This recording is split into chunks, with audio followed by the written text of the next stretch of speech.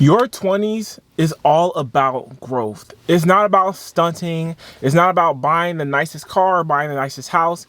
It's about growing your wealth, growing your income, and growing your net worth. In our 20s, we need to grind because this is when we have the most energy. We may not be making as much in our 20s, but if we just stay down for maybe 10, maybe even 15 years, we will set ourselves up for success in the future. So the truth is, in your 20s, you should be investing heavily into whatever you believe in, whether that's real estate, whether that's stock market. Hey, maybe you believe in crypto. That's not really for me. I'm more into investing to stock market, and that's something that I've been doing in my 20s.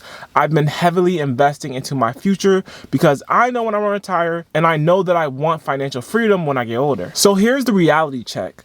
A lot of people in their 20s don't make a lot of money because you're just getting into your job, or you have some entry-level job, or maybe you even do gig work. You might be in college, so you're not making a lot of money at all. I mean, the average 20-something saves about 10% of their income, and if their income is not a lot of money, then we're not talking about a lot of money being saved in your 20s. So we need to really grind, whether that's having 2 jobs, 3 jobs, keep your expenses low, which we're gonna talk about later in the video, but we wanna stay down in our 20s and really grind so that we can relax and have a great 30s, 40s, and 50s. So the biggest thing you wanna do is get some kind of skill, get some kind of education. You don't have to go to college. You can go to the military. You can do whatever you have to do to make a good, solid income so that you can actually invest a lot of money in your 20s. And to be honest, the earlier you start investing, the better. You need to start investing as soon as possible.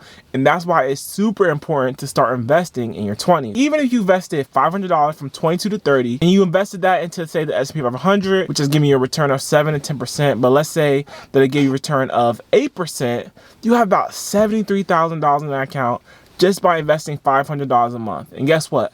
That $500 a month is what could have gone to your car. That $500 a month could have gone to going to eat out. That $500 a month could have gone to some kind of fun thing that you enjoy, that you stayed down, that you sacrificed in your 20s. And you get that amount of money just by investing $500 a month.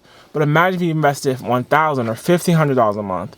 And one of the best ways to do this is by cutting your expenses. So this is one of the biggest ways to be able to save and invest, especially when the economy's tough, especially when rent is super high, groceries are super high. The best way to free up that cash is by cutting your expenses. And one of the best ways that I think you can cut your expenses is by house hacking or having a roommate. So basically, house hacking is what we do. You live in a house that's maybe an apartment, it has one unit and another unit above it, or it could be a house that's a pretty big house where you can live in the basement and rent out the rest of the space. So we live in the bottom. Whoever lives above us pays for majority of the house, which allows us to save and invest extra money. So instead of having $1,000 or $1,500 going to a mortgage, now that $1,000 or $1,500 can go towards our pockets. It can go towards our investments. It can go towards our savings, towards vacations. And this is really one of the main ways how we were able to save $100,000, well, how we were able to invest $100,000 in our 20s. Before we even turn 30, we already have $100,000 invested into the market. So house hacking is a great thing to do. Even if you have a roommate, average apartment or 2-bedroom apartment goes for $2,000 in your area. If you get it with a roommate and you split it down the middle, you're paying $1,000. I mean, as long as a studio costs more than that, then you're winning because you're paying $1,000 when you can really afford maybe $2,000, maybe even $2,500. But now you're paying $1,000. Now you have that extra $1,000 that would have gone to a 2-bedroom apartment that you could afford, now going towards your investments or going towards your emergency fund. This is really one of the best ways to get ahead. So you need to look into house hacking, getting a roommate. It's okay to live with your parents. It is fine. I used to not think that it was like the coolest thing to live with your parents, but now I know just how important it is to have your housing subsidized, how important it is to find ways to get affordable housing so that you can invest in your future. Because I promise it will set you up, because as you get older, your expenses are going to grow. As you get a family, as you get a house, as you get a car, as you get, car insurance and health insurance, all these things start to pile up. So if you're able to really invest as much money as you can in your 20s while your expenses are low, you'll be ahead. I promise you'll be ahead. And the third way to cut your expenses is buy used items. Now, this is not something that's going to make you rich. This is not something that's going to just make you magically be able to invest all this money, but it's something that really helps. When we moved into our first apartment, we got a couch for free on Facebook Marketplace. Now couches are going for $2,000, $3,000, $4,000. So we got this couch for free. So instead of spending $4,000 for this couch, we are now able to maybe put that money into our emergency fund or go buy another piece of furniture that we can't find on Facebook Marketplace. So this is a little thing you can do in order to save a little bit of extra money. Then another way to free up cash is by tracking your subscriptions. There's so many subscriptions out there that we are not using. Just cutting out these $20, $30, $40 subscriptions can help you save a little bit of money. It's like I said, this is not a big mover, not as much of a mover as house hacking is, not even close, but that $20, $40 can go towards investing. It can go towards saving, go towards an emergency fund. It can go towards vacation. It can go towards some other category that needs to be filled. For example, today, I literally just called Xfinity, my Wi-Fi. I was paying $85.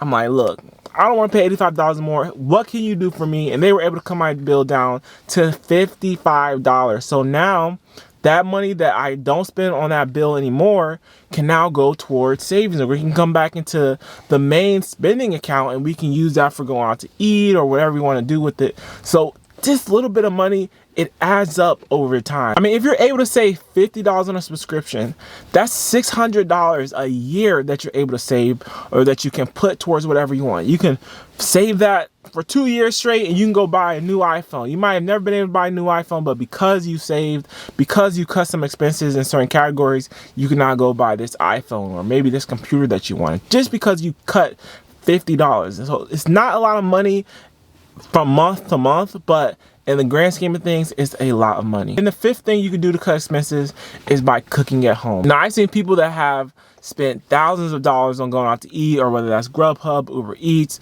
Postmates, whatever they do, however they order their food, a lot of people spend a lot of money on that stuff. And by cooking at home, the cost per meal is a lot cheaper than going out and buying a $15 or $10 meal, you know, for breakfast, lunch, and dinner. Cook at home, meal prep, rice, chicken, beef, beans, whatever you want to do. There's so many ways that you can inexpensively eat at home, and you save a lot of money that way, especially if you're not able to invest. And this is something that you should be doing. But if you're investing, if you're hitting your marks, you know, go out to eat. Don't be, you know, a miser and be at home always cooking. You know, go out to eat because you earned it, you deserved it.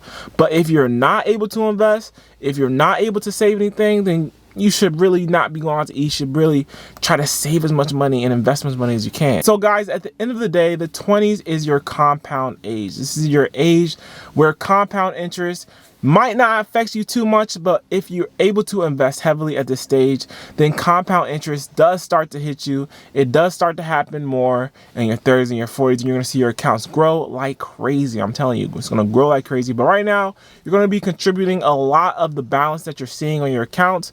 That's what I'm doing. A lot of the money that I contribute to my accounts are contributions, but before you know it, you know, as you continue to invest, the money that grows year by year is going to be more than the money that you put in. And don't fall into the trap of comparing yourself to other people.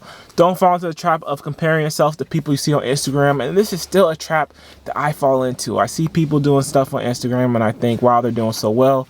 Why am I not doing that well? But we are in our own race.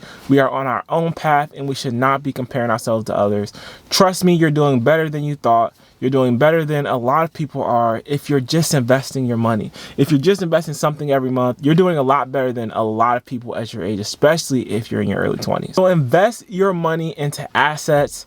The earlier you start investing, the better, because your money has time to grow. So remember, your 20s is not about flexing. I know you just got this big boy, this big girl job, but we need to stay down for 10 years. If you stay down for 10 years from the point of where you get this big girl or big boy job, then I promise you that you're going to be living your best life. That's what we did. We stayed down, and we're still staying down for these extra years. We're still staying down. I started my real job at 24, and we're staying down for a good 10 years. So at 34, 35, we're going to end up buying, maybe earlier, we're going to buy our single family home. We just bought this car.